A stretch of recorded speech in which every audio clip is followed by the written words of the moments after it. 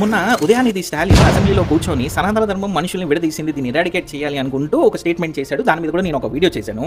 So ముందుగా దాని గురించి మాట్లాడుకునే ముందు ఒక చిన్న పాయింట్ అడుగుతాను ఉదయానిధి స్టాలిన్ని డైరెక్ట్గా. ఏంటంటే ఇప్పుడు నీ స్టేట్లో ఒక 10th క్లాస్ చదివి 35% ఒక బలహీనంగా ఉన్న ఒక వ్యక్తిని తీసుకెళ్ళి నీ పోలీస్ క్యాడర్లో, నీ చేతిలో ఉన్న నీ పోలీస్ క్యాడర్ ఏదైతే ఉందో టాప్ ర్యాంక్లో నువ్వు కూర్చోబెట్టగలవా? ఓకే, మీ దాంట్లోనే నీ స్టేట్లోనే ఒక 7th క్లాస్ పాస్ అయిన ఒక వ్యక్తి నీ దగ్గరికి వచ్చి అన్న ప్లీజ్ అన్న, నేను ఇవన్నీ పనులు చేసుకోలేకపోతున్నా, నన్ను ఇస్రోలో సైంటిస్ట్ చేయవా, నేను కూడా రాకెట్ ఎగరేస్తా అని చెప్పి అన్నాడే అనుకో, నువ్వు వెళ్ళి కూర్చోపెట్టగలవా? నువ్వు సైంటిస్ట్గా సెలెక్ట్ చేయగలవా? ఇంతకీ ఇస్రోలో అసలు ఎంట్రీ ఇవ్వగలవా? లేదు కదా. అంటే నువ్వు కూడా మనుషుల్ని డివైడ్ చేస్తున్నావా లేదా? అంటే నీ దగ్గరికి అంటే ఈక్వల్గా నువ్వు చూడట్లే. ఇప్పుడు నీ 7th క్లాస్ పాస్ అయిన సైంటిస్ట్ అంటే నువ్వు ఎందుకు ఇవ్వవు? 10th క్లాస్ పాస్ అయిన నేను ఎస్ఐయో ఏదో పెద్ద క్యాడర్లో నేను కూడా పోలీసు అవ్వాలి అనుకుంటే నువ్వు ఎందుకు ఇవ్వవు? అంటే నువ్వు డివైడ్ చేస్తున్నావు కదా, నువ్వు కూడా డివైడ్ చేస్తున్నావు కదా, నువ్వు కూడా ఎరాడికేట్ అవ్వాలి. మరి ఎందుకు అవ్వట్లా? ఎందుకు అవ్వట్లేదంటే అవి స్కిల్ బేస్డ్ జాబ్స్ అనమాట. ఇప్పుడు ఒక రాకెట్ ఎగరేయాలి అంటే అంత టాప్ సైంటిస్ట్ కావాలా లేదా? మరి ఒక పోలీస్ అవ్వాలి అంటే ఫిజికల్లీ ఫిట్ ఉండాలా లేదా?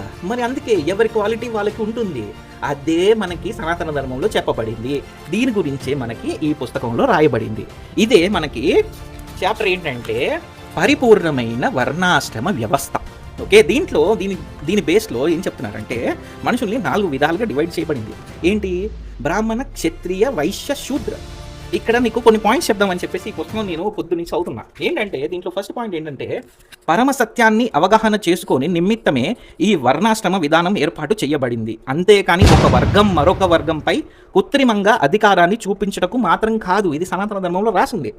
అంతేకాని కొందరు స్వార్థపరులు ఈ వర్ణాశ్రమ విభజన దుర్వినియోగపరుస్తూ దాని ఆధారంగా తమకన్నా బలహీనమైన వర్గాలపై అధికారాన్ని చెల్లించడం ప్రారంభించారు.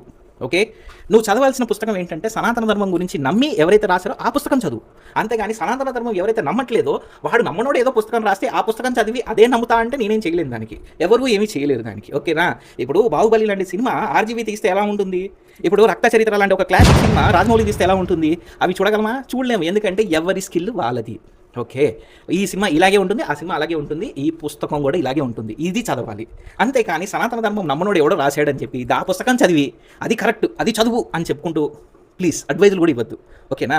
నువ్వు చదివితే సనాతన ధర్మం ఎవరైతే నమ్మి, ఇలాంటి గురువు వాళ్ళు ఎవరైతే నమ్మి మనకి సనాతన ధర్మం పుస్తకం రాసిచ్చారో ఆ పుస్తకాన్ని చదివిన తర్వాత నీకేం అర్థమైందో అప్పుడు చూద్దాం. ఓకేనా? ఉంటా.